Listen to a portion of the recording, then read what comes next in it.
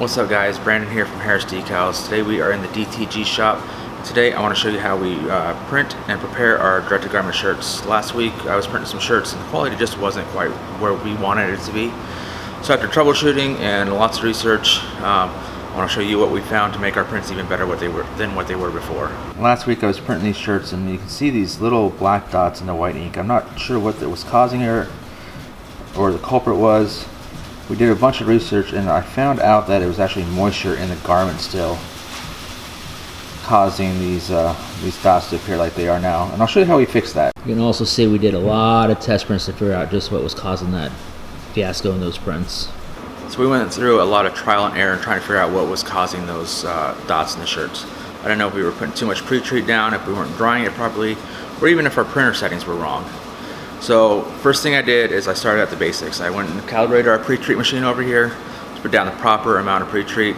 For us, for the shirts that we were printing on, it is 30 grams of pre-treat. So after you calibrate that, I made a pre-note setting in one of our presets there for it lays down that same amount every single time we push the button.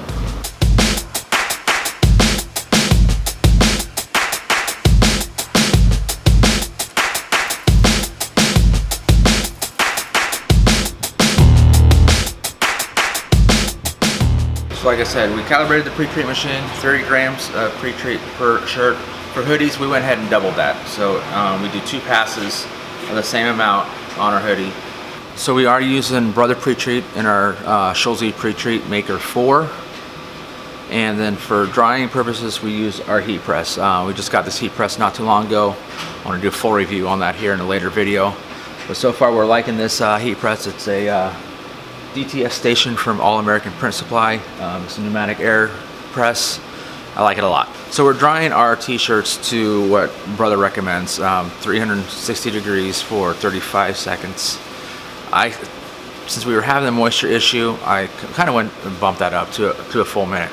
But what I did not know is that what I was doing before is I was doing the whole minutes in the press. And what I believe was happening was we were getting a lot of moisture trapped inside the garment and we were not letting the steam escape.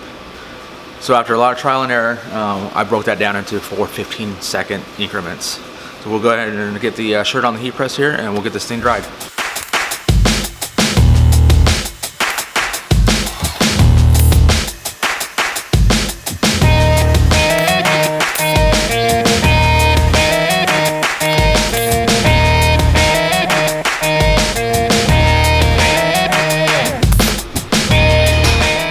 So now that we got the shirt all dry, you can see that there's not a whole lot of steam coming off this shirt. So we got most of that moisture out of this shirt. So that's what's going to be a good foundation for a good solid print.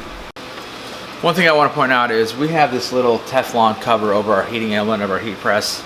That's why we're not using parchment paper or Teflon sheet when we dry our stuff. I do take a scrapped shirt and wipe the bottom of this down every couple of shirts to get all the pre-treat moisture off of the Teflon cover there. So that's why we're not using any parchment paper or an extra Teflon sheet when we dry the shirts.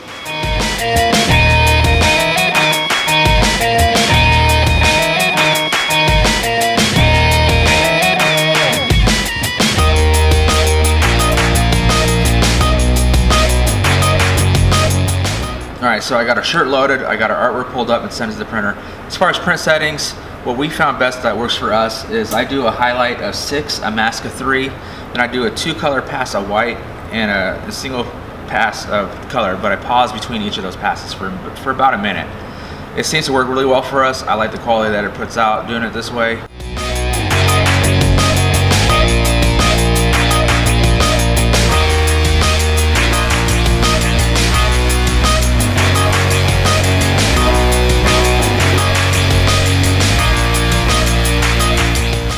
We've got our 2 layers of white down. Now it's going to print the color on top of this white.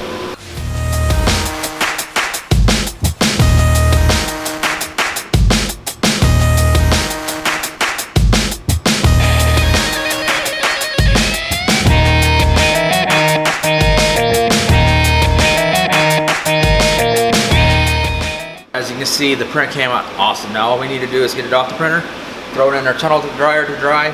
For the tunnel dryer, we're using one of these Vaztex Little Red X3Ds, I believe is what it's called. Love this dryer. It's really good for DTG inks. We just throw it in there, cure the ink to the proper temperatures, and the shirts are good to go.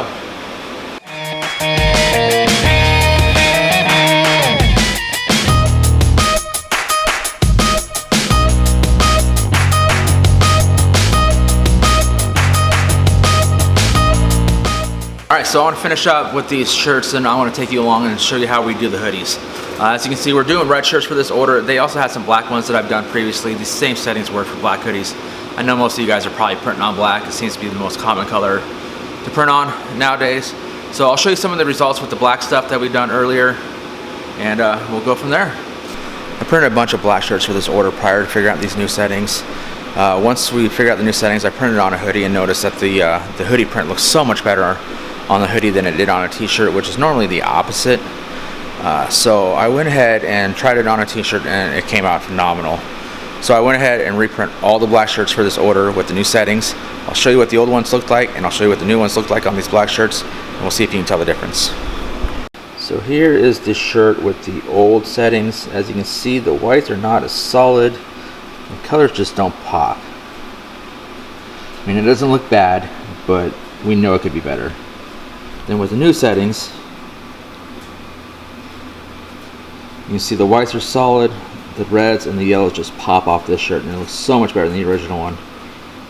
So right now I am printing the backs of these red shirts. Once I get done with the backs, we'll go ahead and move along to the hoodies, and I'll show you that process. It's pretty much the same. We just kind of double the pre-treat, change a few settings on the printer, and like I said, they're coming out great.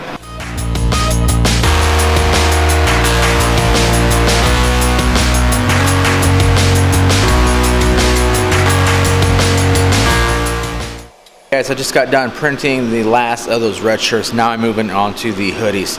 Hoodies are pretty much the same thing. There's a couple different variations that tweaks that we do in the process. First off, in our print settings, I do change the highlight to 9 and the mask to 4. So I up that a little bit. I find it just gives me a little bit brighter white on the sticker material. Now, as far as pre-treat settings go, I still do the 100% speed, 100% pressure. That gives me the 30 grams pre-treat on a pre-shirt, but I do this twice. And in between each pre-treat swipe, I take our roller and I roll that pre-treat into the garment. So essentially what we're doing is we are laying down double the amount of pre-treat on a hoodie that we did on the t-shirt. We're doing with the drying process, we're doing the same thing. We're doing it in 15-second increments, same temperature. The only difference is after the third press, I'm going to take it over to our tunnel dryer, throw it in that tunnel dryer, get some more of that moisture out of here, and then we'll press it one last time before it goes on the printer.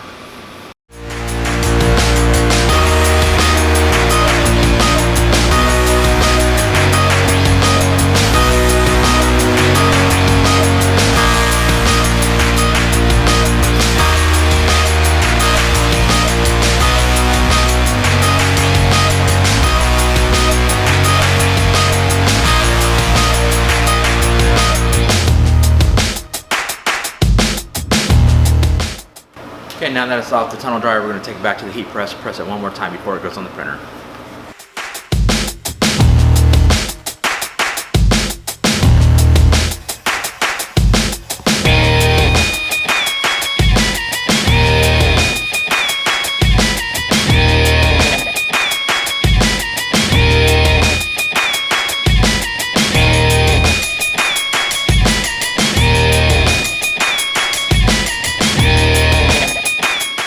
Alright, there you go. As you can see, we got a nice solid print on this hoodie. Just as good as quality that's on the t-shirts. With this process that we're using right now, I am really happy with the results we're getting off this printer. Alright guys, to wrap things up, the thing that helped us out the most was getting that moisture under control. By far, getting our garments completely dry made our prints 110% better than what they were. It was pretty easy to get our pre-treat right. We knew we had that pretty spot on. We calibrated our pre-treater for the 30 grams of pre-treat on a garment, so that helped us out a lot. Print settings, I kind of knew what I needed to be in the ballpark to get a bright white, but that moisture, getting that garment completely dry, that helped us out a lot. So if you have any questions, drop them below. We'll try our best to answer them. Make sure you like, comment, subscribe to the channel. Stay tuned for the review of the heat press over there, that DTF station from All American Print Supply. So yeah, stay tuned guys. Thanks for watching.